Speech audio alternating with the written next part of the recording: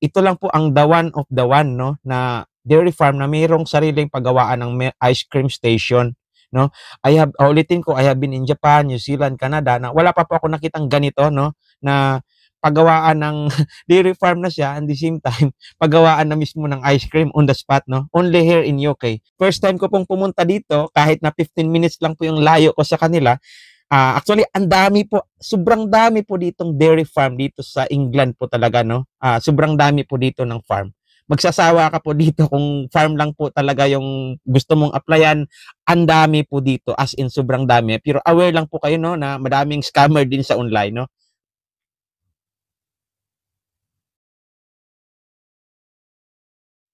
Mga ka-farmers, ngayong araw ay pupunta tayo sa isang dairy farm dito lang po sa Dorset, England. 15 minutes lang po ang biyahe sa kanya. Ngayong araw po ay pupunta tayo sa Magiston Milk Station. Kilala po ang dairy farm na ito dahil may sarili po itong paggawaan ng kanilang ice cream. Kilala din po ang Magiston Milk Station sa buong England at binabalik-balikan po ito ng mga tao. Mga ka-farmers, nasa sasakyan na po kami, no? So, isi-speed up ko lang po ng konti yung video natin para mabilis po tayong makarating sa destination natin na kung saan sa Magiston Milk Station. Kilala po kasi itong dairy farm na ito kasi ito lang po yung dairy farm, no, sa buong UK na merong milk dairy farm na siya. Then, on the same time, meron po siyang sariling ah, ice cream station po, no? So, speed up ko lang po siya. Yan po, yan, ganito po yung makikita nyo, typical na lugar dito sa countryside dito sa England po. Ganyan po yung environment namin, no? So, ganyan po kung nakita nyo. 70% po kasi ng mga lupa dito ay agricultural po. So, napapalibutan po siya. Kung nakikita nyo, puro kakahuyan po yung nadadaanan namin, no? So, ganyan po siya. Yan, na-speed up ko po ito ng konti. Yan po, na times 2 ko po yung speed up ng ano namin, video. So, ganyan po yung ano namin, nakikita niyo po yung kalsada, no? Nasa left side handed po kami. Yung kalsada po dito ng UK, tsaka Australia, at saka New Zealand, isa lang po, no? Nasa ano, yan po, kung nakikita niyo po, puro po yan dairy farm, halos yung nadadaanan namin. So, yan po, medyo malapit-lapit na po tayo ng konti. Ayan, siguro I think nasa 5 minutes na lang. Kasi from our house going to Magiston Milk Station, 15 minutes lang po kami. So yun, paparating na po kami. Malapit na po. So, ayan na po. So, liliko na po kami dito. Ayan, liliko na po. Ito na po, pagdating nyo pa lang po dito sa pinaka-entrance, makikita na po agad yung staff house po ng mga workers nila. Bali, dalawang 2-story building po yung tinutulugan ng mga staff nila, no? Dairy farm po ito, and the same time, yan po, ice cream station din po siya, no? So, yan po, papasok na po tayo dito sa ice cream station.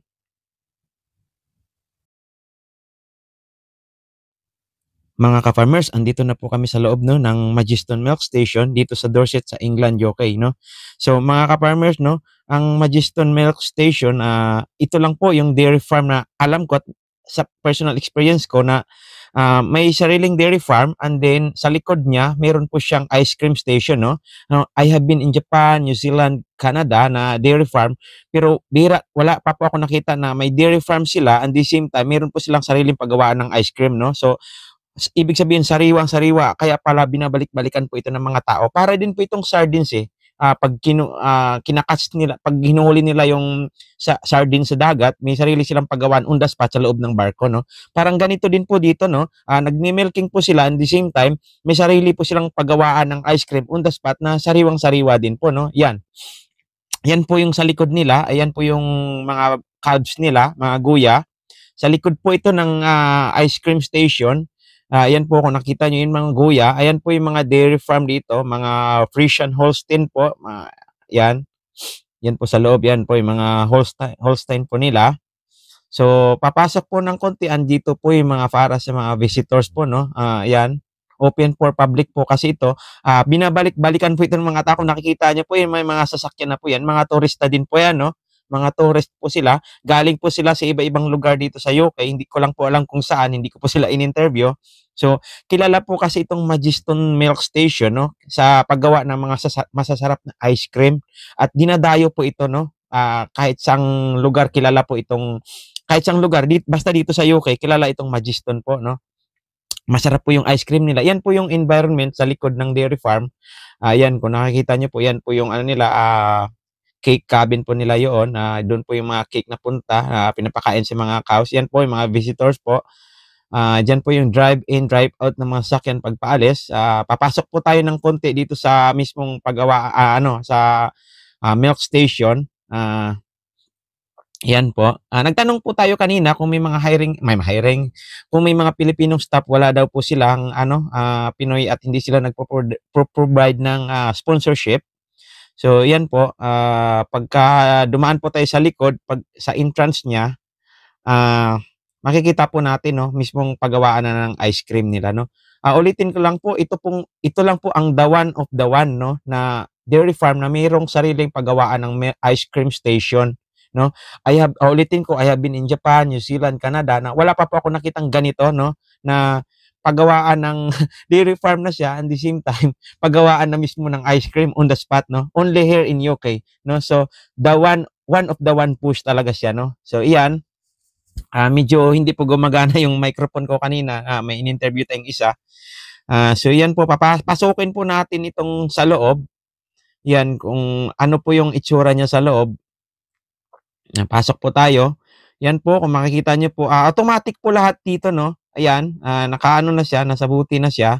Yan, mamimili na lang po kayo kung anong flavor yung gusto nyo. And the same time, yung babayaran po dito is card lang din po, hindi po sila tumatanggap ng machine. At ang maganda po dito, walang staff po dito, no? Walang staff, walang tao, walang workers dito sa ice cream station. Ang pinaka key points dito, be honest, no? Be honest po tayo, no? So iyan, walang tao diyan, ikaw na lang diyan kung magbabayad ka or hindi. So actually, no, aware naman siguro sila, napapalibutan din po yan ng CCTV. So iyan po, yung Magiston, yan po yung ginagamit nilang cattle, yung mga breed ng cattle nila, no? Ang dami, no? Yan, madami po silang breeds ng mga cattle na ginagamit sa dairy farm nila mismo.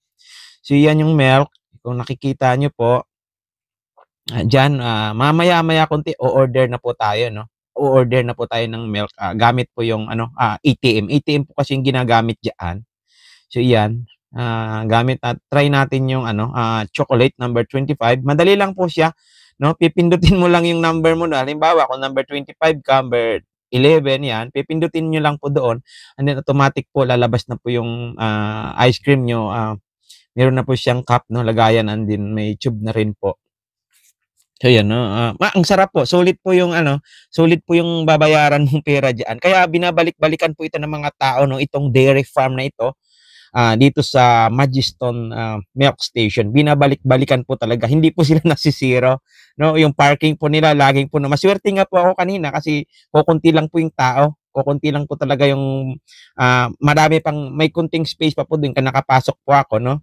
So iyan, pipindutin lang po, maya-maya po konti lalabas na po diyan at makakakain na po tayo ng masasarap na ice cream. First time ko pong pumunta dito, kahit na 15 minutes lang po yung layo ko sa kanila. Actually, ang dami po, sobrang dami po ditong dairy farm dito sa England po talaga, no? Sobrang dami po dito ng farm. Magsasawa ka po dito kung farm lang po talaga yung gusto mong applyan. Ang dami po dito, as in sobrang dami. Pero aware lang po kayo, no, na madaming scammer din sa online, no?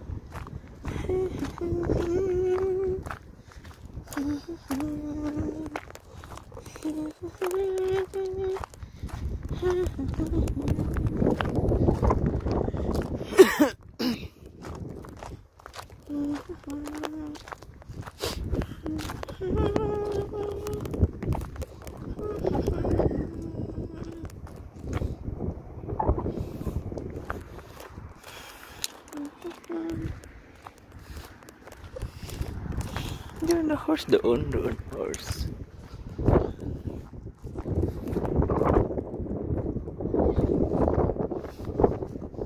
Yan po ni.